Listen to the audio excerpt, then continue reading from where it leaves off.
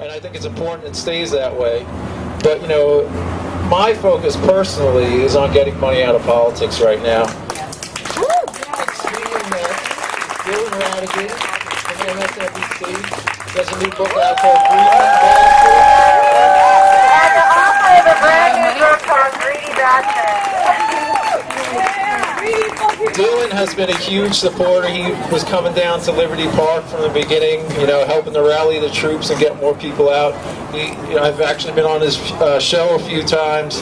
Been, you know, just amazing. This guy kept me sane during the economic crisis and the bailout because he was the only guy on TV who was actually speaking the truth. So Dylan Ratigan, people.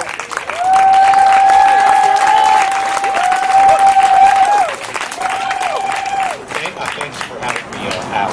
I want to start today, because of the nature of what today is, by giving you an example of how the kitchen table issues of our time, whether it is unemployment, whether it is poverty, whether it is the dysfunction in our educational system, whether it's the poor nutrition that has infected so much of our society, whatever the kitchen table issue may be, unfortunately, every time you try to go down the rabbit hole to figure out why it is that we have all these problems, inevitably they lead you back to the corrupting and briberous relationship between the special interests that are financing our government and the interests of the communities of this country.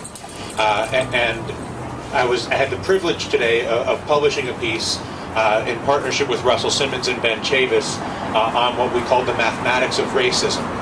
And what you'll see when you look at the data is that we have more black and Hispanic men today in prison than we had slaves in 1850.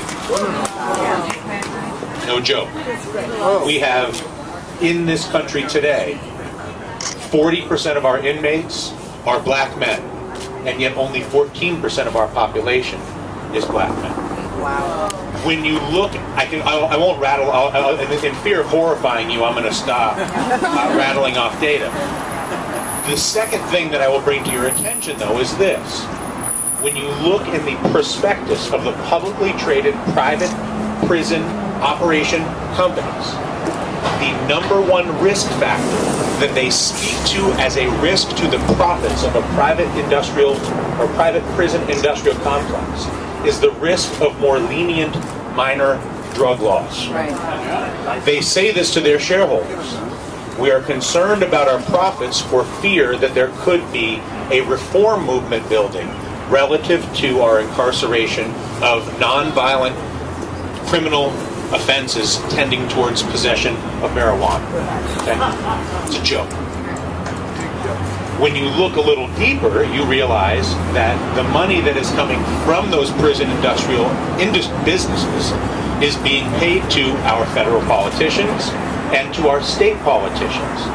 And so when you look, and that's why we called it the mathematics of racism, when you look at the net effect, which is the destruction of generation after generation of vital young men and women in this country, that is being perpetrated by virtue of the lack of courage and the lack of compassion, and most importantly, the lack of resolve that you see in the American political apparatus and its utter corruption at the hands of the bribery of campaign finance.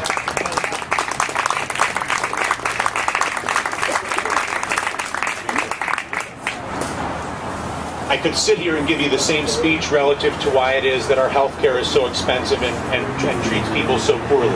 I could give you the same speech as to why our energy efficiency ratios are stuck in 1950 while the rest of the world has moved to 2012.